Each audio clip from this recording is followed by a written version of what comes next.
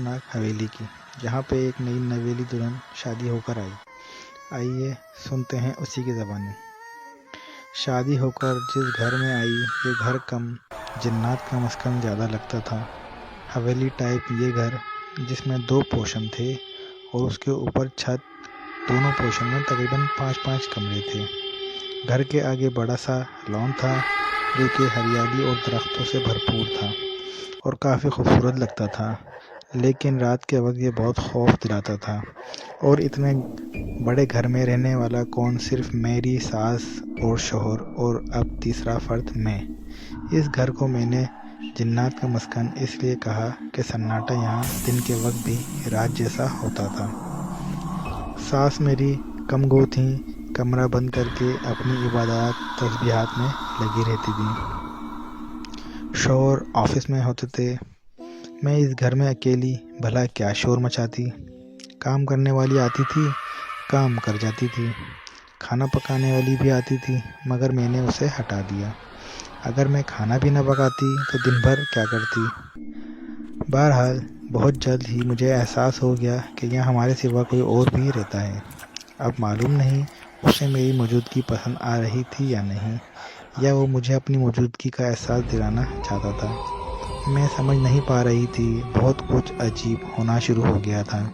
یہ ایک دوپہر کی بات ہے جب میں نے کچن میں موجود کھانا پکا رہی تھی۔ اس دن میں نے سوچا کہ آلو کے پراٹھے بنا لیے جائیں، اور میں وہی بنانے میں مصروف تھی جب کسی کی آہٹ کی آواز پہ میں نے پیچھے مڑ کر دیکھا۔ توقع کے مطابق میری ساس تھیں۔ جی اماں، کچھ کام ہے آپ کو؟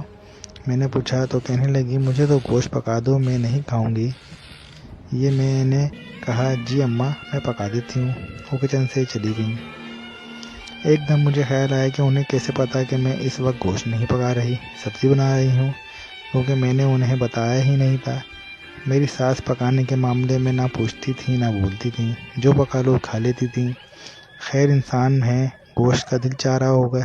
میں نے اپنے دل میں آتے وہم کو جھٹکا دیا اور فریج سے گوشت نکال لیا۔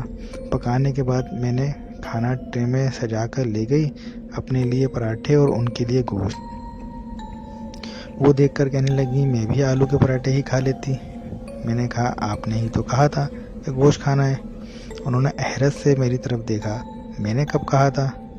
ان کے پوچھنے پہ میں نے حیران ہو کر بتایا کہ آپ نے کچن میں آ کر ہی کہا تھا کہ گوشت پکا دو۔ وہ مسکرانے لگی اور بولیں، یہ گوشت کی پلیٹ اوپر والی منزل کی سیڑھیوں پہ رکھاؤ۔ میں نے سوال کرنا چاہا تو انہوں نے منہ پہ انگلی رکھ کر خاموش کرا دیا۔ میں سمجھ چکی تھی معاملہ کچھ اور ہے، چنانچہ چپ چاپ پلیٹ اوپر والی سیڑھی پہ رکھائی اور حیرت کی انتہا نہ رہی اس وقت جب یہ پلیٹ شام کو مجھے خالی ملی۔ اوپر تو کوئی رہتا نہیں ہے، کھانا کس نے کھایا؟ وہ جو کوئی بھی تھا، یہ میری اور اس کی پہلی ملاقات تھی، اور میرے ساتھ ہونے والے عجیب واقعات کی شروعات یہیں سے ہوئی تھی۔ اس کے بعد میں ساس کے بنا کہے اکثر جب بھی گوشت پکاتی، ایک پلیٹ اوپر والی منزل کو جانے والی سیڑھیوں پہ رکھ دیا کرتی۔ کبھی کچھ میٹھا بناتی تو وہ بھی رکھ دیتی، پھر پلیٹ خالی ملا کرتی تھی۔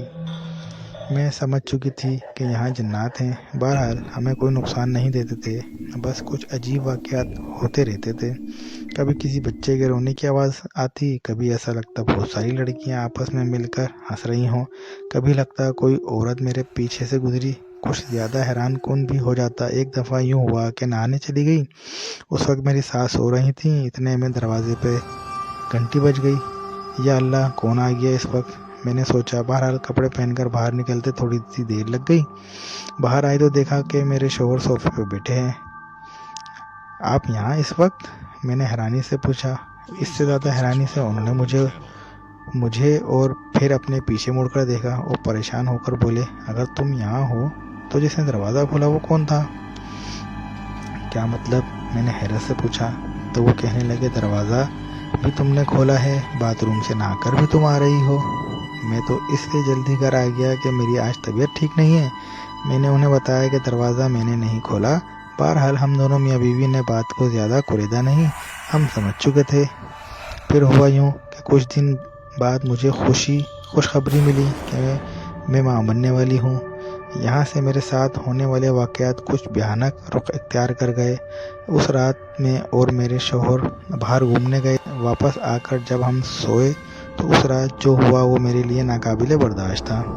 رات کے نہ جانے کتنے بجے کا وقت تھا جب کمرے کا دروازہ کھلا۔ ایک عورت جو قد میں لمبی اور جسامت میں اچھی خاصی چوڑی تھی، سیاہ لباس میں اندر داخل ہوئی۔ اس کے چہرے پہ بائیں گال پہ کھڈا سا تھا، جیسے کسی وقت میں شدید آگ لگنے سے کھال جھلس گئی ہو۔ اس کے ہاتھ میں کوئی نوکیلی سی چیز تھی، چاقو ٹائپ۔ وہ پیٹ پہ میرے پاس آ کے کھڑی ہو گئی۔ میں اسے دیکھ رہی تھی اور ایسا کہ میرا سارا جسم سن ہو چکا تھا۔ میں صرف اپنی آنکھوں کو حرکت دے سکتی تھی اور آنکھیں پھاڑے اسے دیکھ رہی تھی۔ اس عورت میں سے بڑی گندی بدبو اٹھ رہی تھی۔ اس نے ہاتھ بڑھا کر وہ نوکیلی چیز میرے دل پہ رکھ دی اور پھر اسے چلاتی ہوئی میرے پیٹ تک لے آئی۔ پھر اس نے ہاتھ ہوا میں ایسا اٹھایا کہ جیسے وہ چیز میرے پیٹ میں گھونپ دے گی۔ جیسے ہی اس کی نوکیلی چیز جو کہ چاقو ٹائپ تھی میرے پیٹ تک آئی، میں نے زوردار چیخ ماری اور اٹھ بیٹھی۔ میں پسینے میں شرابور ہو رہی تھی۔ میری آنکھ اپنی ہی چیخ سے کھلی تھی۔ میرے شوہر بے خبر سو رہے تھے۔ کیا وہ میرا خواب تھا؟ میں نے سوچا، مگر نہیں، یہ خواب نہیں تھا، کیونکہ کمرے کا آدھا دروازہ کھلا ہوا تھا جو کہ میں نے رات کو لاک کر کے سوئی تھی، اور کمرے میں پھیلی شدید ناگوار بو اس بات کی گواہی دے رہی تھی کہ جو کچھ ہوا وہ محض خواب نہیں تھا۔ جیسے تیسے رات گزاری۔ صبح رات والے واقعے کا ذکر شوہر سے کیا تو وہ بھی کچھ پریشان ہو گئے۔ کہنے لگے کہ یہ بات تم امی کو بتا دو۔ دوپہر کو جب میں کھانا لے کر ساس کے پاس بیٹھی تو میں نے انہیں ساری بات بتا دی۔ میری ساس نے کہا کہ رات کو میرے پاس آنا، میں دیکھتی ہوں کہ کیا مسئلہ ہے۔ اتنا تو میں جانتی ہوں کہ اس گھر میں رہنے والا جنات کا قبیلہ ایک عرصے سے اس گھر میں رہ رہا ہے، وہ نقصان پہنچانے والا نہیں ہے۔ یہ میرے لیے نیا انکشاف تھا کہ میری ساس کچھ نہ کچھ عملیات کا علم جانتی تھیں، اور اس گھر میں کوئی ایک آدھ جن نہیں بلکہ باقاعدہ پورا قبیلہ جنات کا رہتا ہے، جن میں ہر عمر کے جنات موجود ہیں، بچے، بوڑھے، جوان، عورتیں، اور ان کا سردار بھی ہے۔ خیر، میں نے جیسے تیسے دن گزارا۔ رات کو اپنی ساس کے پاس گئی تو وہ پوچھنے لگی کہ تم کل رات کہاں گئی تھی؟ میں نے کہا کہ ہم ریسٹورانٹ گئے تھے اور وہاں سے واپسی پر ایک فیملی پارک میں چلے گئے تھے۔ کہنے لگی کہ اس فیملی پارک سے ایک خبیث عورت تمہارے پیچھے لگ کر اس گھر میں آ گئی ہے، اور اسے تم سے نہیں تمہارے بچے سے غرض ہے، وہ اسے مار کر لے جانا چاہتی ہے۔ یہ سب سن کر میں رونے لگی۔ وہ کہنے لگی پریشان نہ ہو، جب تک میں ہوں تمہیں کچھ نہیں ہوگا۔ انہوں نے کچھ پڑھائی کر کے میرے اوپر پھونک دی اور کہا کہ ہر وقت اپنے گرد قرآن آیت کا ورد کر کر حصار باندھ کر رکھا کرو جب تک یہ بچہ اس دنیا میں نہیں آ جاتا، اس کے بعد میں کوئی بندوبست کر لیں گے۔ خیر، میں وہاں سے آ گئی مگر بہت ڈری ہوئی تھی۔ پھر اس کے بعد کچھ نہ ہوا، میں ہر وقت آیات کا ورد رکھنے لگی۔ یہ تقریباً اس وقت کی بات ہے جب مجھے 8واں مہینہ لگ چکا تھا۔ میں اپنے کمرے سے نکل کر کچن کی طرف جا رہی تھی جو مجھے کسی نے زور سے پیچھے سے دھکا دیا۔ میری بلند ہوتی چیخ اس وقت میرے حلق میں رہ گئی جب میں گرنے کے بجائے آدھی فضا میں ہی معلق رہ گئی۔ کسی دو ہاتھوں نے مجھے تھاما ہوا تھا اور گرنے سے بچا لیا تھا۔ میں وہیں بیٹھ گئی۔ میرے دل کی دھڑکن بے قابو ہو رہی تھی۔ میں گہرے گہرے سانس لینے لگی۔ جب پیچھے سے کسی نے میرے سر پر ہاتھ رکھا، میں نے مڑ کر دیکھنا چاہا مگر میری گردن نہ ہلی۔ بس آواز آئی، فکر نہ کرو بیٹی، ہم تمہاری حفاظت کریں گے۔ اس کے بعد وہ ہاتھ میرے سر سے ہٹا لیا گیا۔ میں نے ایک دم گردن موڑ کر دیکھا مگر وہاں کچھ نہیں تھا۔ ہاں، ایک خوشبو تھی جو میرے آس پاس بکھری ہوئی تھی۔ میں اکثر اپنے شوہر کو مذاق میں کہتی تھی کہ یہ گھر تو کہانیوں والا بھوت بنگلہ ہے، مگر یہ بھوت بنگلہ اب میری حفاظت کر رہا تھا۔ اس گھر کے بھوتوں سے جو کہ جنات تھے ایک الفت سی ہو گئی تھی۔ ویسے بھی اکثر محلے والی خواتین آ کر بتایا کرتی تھیں کہ تمہیں چھت پہ اکثر رات کو روشنی ہوتی ہے جس میں کافی مرد عورتیں چلتی پھرتی نظر آتی ہیں۔ اکثر اس گھر کے اوپر منزل کی کھڑکیوں سے کوئی عورت کبھی کوئی لڑکی جھانکتی دکھائی دیتی ہے۔ یہ باتیں ہمیں اس لیے بتائی جاتی تھیں کہ سب جانتے تھے کہ ہم اس گھر میں 3 ہی فرد رہتے ہیں، مگر خیر یہ میرا مسئلہ نہیں تھا۔ میرا مسئلہ تو وہ عورت تھی جو میرا بچہ لے جانا چاہتی تھی۔ اور اس خوف نے میری دن رات کی نیندیں حرام کر رکھی تھیں۔ آخر کار میں نے اپنے شوہر سے کہا کہ ہمیں یہ گھر چھوڑ دینا چاہیے۔ یہی بات میں نے اپنی ساس سے بھی کہی۔ پھر انہوں نے جو بات سمجھائی وہ میری سمجھ میں آ گئی تھی۔ انہوں نے کہا کہ بیٹا، اس گھر کے جنات تو اس عورت سے تمہاری حفاظت کر رہے ہیں۔ اگر تم یہاں سے نکلی تو اس کا مقابلہ نہ میں کر سکتی ہوں نہ تم۔ اس مخلوق کو ان لوگوں کے مقابلے پہ ہی رہنے دو۔ ایسا نہ ہو کہ یہاں سے نکل کر تم اس بچے سے ہاتھ دھو بیٹھو۔ اور اس بات نے مجھے خاموش ہونے پہ مجبور کر دیا۔ 9 مہینے لگا تو میرے ساتھ عجیب واقعات بڑھ گئے۔ خواب میں اکثر وہ عورت دکھنے لگی۔ میں رات کو سوئی تو مجھے جھنجھوڑ کر اٹھا دیتی۔ مجھے گرانے کی کئی بار کوششیں کی گئیں مگر میں ہر بار بچ جاتی اور اللہ کا شکر ادا کرتی۔ آخر کار ہمیں گھر ایک ننھی سی گڑیا آ گئی، گلابی سی خوبصورت سی گڑیا۔ جس دن وہ پیدا ہوئی میری ساس نے معمول بنا لیا، رات اس پر پڑھ کر پھونکتی، صبح ہوتے ہی اس پہ پڑھائی کرتی۔ اس طرح میری بچی بڑی ہونے لگی۔ ہم نے اس کا نام نور رکھا تھا۔ نور اکثر لیٹے لیٹے ہنسا کرتی تھی۔ میں نے دھیان نہ دیا، بچے ایسے ہنستے ہی رہتے ہیں، اور کبھی کبھی اتنا شدید روتی کہ ہمیں سنبھالنا مشکل ہو جاتا۔ جیسے جیسے بڑی ہوتی گئی اکیلے کھیلتی رہتی تھی۔ ایسا لگتا تھا جیسے کوئی ہے جس کے ساتھ وہ کھیل رہی ہے۔ بولنے لگی تو توتلے الفاظ میں بتانے لگی، ماما وہ آنٹی گندی ہیں۔ منہ بسوڑتی ہوئے بتاتی، کون سی آنٹی؟ میں جب پوچھتی تو کسی ایک کونے کی طرف اشارہ کر دیتی، وہ آنٹی۔ اور میرے دیکھنے پہ مجھے کچھ نظر نہ آتا۔ کبھی کہتی کہ میرے دوست مجھے کھیلنے بلا رہے ہیں اور پھر اٹھ کر چلی جاتی۔ سارا دن پورے گھر میں ایسے بھاگتی جیسے بھاگم دوڑی کا کھیل چل رہا ہو، اور خود ہی خود باتیں کرتی جاتی۔ تم نے مجھے دھکا دیا ہے، تم کل آ جانا، میں تم سب چھپ جاؤ، میں ڈھونڈتی ہوں، میں تمہارے مما سے شکایت کروں گی۔ اس طرح کی باتیں کرتی اکیلے کھڑے ہو کر۔ میری ساس نے مجھے منع کرا ہوا تھا کہ میں نور سے کچھ نہ پوچھوں، ورنہ وہ خوفزدہ ہو جائے گی کہ جو مجھے نظر آ رہا ہے وہ مما کو نظر کیوں نہیں آ رہا۔ اس طرح بچی کے ذہن پہ اثر پڑ سکتا ہے۔ یقیناً اس گھر میں رہنے والے جنات کے بچے تھے جو اس کے ساتھ کھیلا کرتے تھے، اور نور اس بات سے لا علم تھی۔ نور 4 سال کی ہو چکی تھی۔ ان دنوں میری ساس کی طبیعت بے حد خراب رہنے لگی، اور پھر وہی ہوا جس کا ڈر تھا۔ میری ساس کا انتقال ہو گیا۔ جاتے جاتے وہ مجھے نصیحت کر گئی تھیں کہ اس گھر کو نہ چھوڑنا۔ یہاں کے جن پہلے میری وجہ سے تمہاری خبر گیری رکھتے تھے، اب انہیں تم سے اور خاص کر نور سے بہت الفت ہو گئی ہے۔ وہ اسے نقصان نہیں ہونے دیں گے۔ میری ساس کے انتقال کے بعد کتنے ہی دن گھر میں محسوس ہونے والے جنات کی موجودگی بالکل محسوس نہ ہوئی۔ ایسا لگتا تھا جیسے وہ بھی گمسم ہو گئے ہیں۔ میں خود بہت اداس تھی۔ اس سب پر یہ کہ میری نور پہ صبح شام پڑھائی کر کے اثار کھینچنے والا کوئی نہ رہا۔ میں خود ہی آیت الکرسی پڑھ کر دم کر دیا کرتی تھی، مگر ماں تھی نہ۔ ایک خوف تھا جو ہر وقت دامن میں رہتا تھا۔ کچھ دنوں بعد میں نے ایک خواب دیکھا کہ نور کھیل رہی تھی۔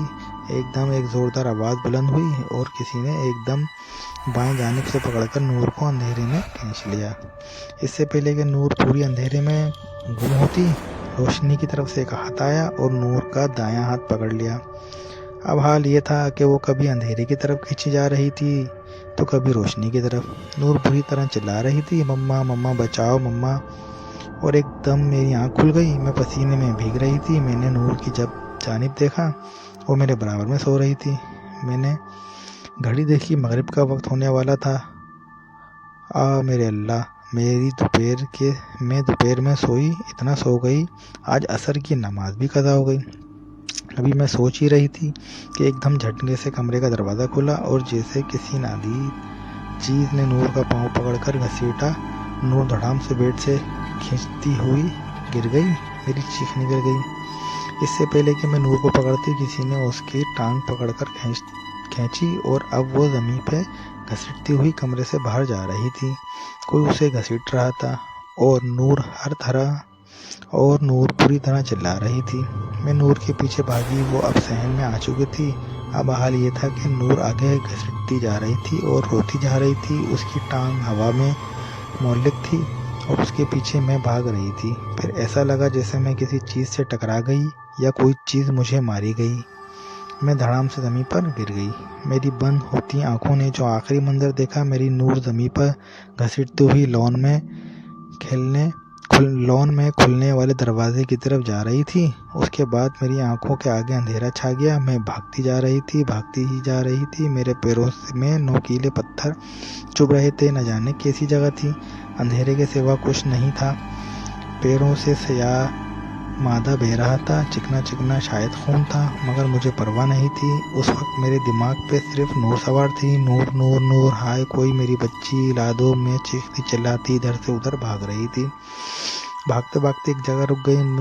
میری نور مجھ سے بہت دور لیٹی ہوئی تھی۔ میں گرتے پڑتے اس کے پاس پہنچی۔ نور، میں نے اسے ہلایا، کوئی حرکت نہ ہوئی۔ نور، میں نے ناک کے پاس ہاتھ لے آ کر سانس چیک کی، سانس بند تھی۔ میرا دل بند ہونے لگا۔ نور، میں اسے بری طرح جھنجھوڑنے لگی۔ مما، ایک دم آواز ابھری۔ میں نے سر اٹھا کر دیکھا، نور کے جسم سے کچھ فاصلے پہ بھی نور ہی کھڑی تھی۔ میں حیران اسے دیکھ ہی رہی تھی کہ نور کے پیچھے سے کوئی عورت نکلی جو اسے لے جانا چاہتی تھی۔ پھر اچانک اس نے نور کو دبوچا اور اندھیرے میں گم ہو گئی۔ نور، میں پوری قوت سے چلائی تھی، پھر بھاگنا شروع کر دیا۔ دور، کہیں بہت دور سے نور کی آواز آ رہی تھی، مما مما۔ ایک دم میرا پاؤں مڑا اور میں کسی گہری کھائی میں جا گری۔ اس کے ساتھ ہی میری آنکھ کھل گئی۔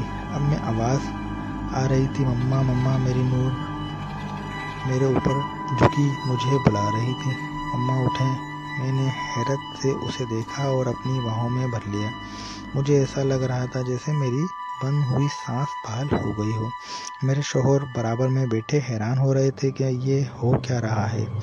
وہ لازمی بات ہے، سارے واقعے سے انجان تھے۔ ان کے کہنے کے مطابق جب میں گھر میں آیا تو نور باہر لان میں کھیل رہی تھی اور تم کچن کے پاس بے ہوش ملی تھی، جبکہ گھر کا بیرونی دروازہ صرف بند تھا، لاک نہیں تھا۔ جو کچھ ہوا وہ نور نے ہمیں اگلے دن اپنی ٹوٹے پھوٹے الفاظ میں بتایا تھا۔ جو کچھ اسے سمجھ آیا تھا۔ وہ بتاتی ہے، وہ گندی آنٹی تھیں جو مجھے ڈرانے آیا کرتی تھیں، وہ مجھے لے جا رہی تھیں۔ تب انکل آئے تھے، اوپر والے گھر میں رہتے ہیں۔ پھر وہاں لڑائی ہوئی تھی، پھر اسے گندی آنٹی کو آگ لگ گئی تھی۔ انکل نے مجھے پیار کرا تھا اور کہا تھا کہ مما سے کہہ دینا کہ وہ عورت مر گئی ہے۔ مما، یہ مرنا کیا ہوتا ہے؟ نور بات بتانے کے بعد مجھ سے پوچھ رہی تھی۔ بیٹا، جو مر جاتا ہے وہ کبھی واپس نہیں آتا، نور کو جواب دیتے ہوئے میرے اپنے اندر